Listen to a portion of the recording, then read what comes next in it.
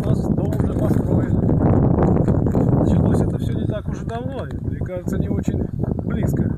Еще весной мы с Дмитрием познакомились на сайте Дом Бревно.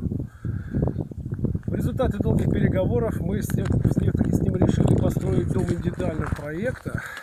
Долго мы это решали, но как бы там ни было, вот он, дом индивидуального проекта. Кому нравится, можете обращаться к нему. Работы наши начались, конечно, поздновато, но с другой стороны и не поздно. И всем советую строиться в зиму, особенно если она теплая, как в этом году. Бригада, которая была на нашем объекте, отработала по-честному от нулевого цикла и до последнего листа на этой крыше этого дома. Замечательно.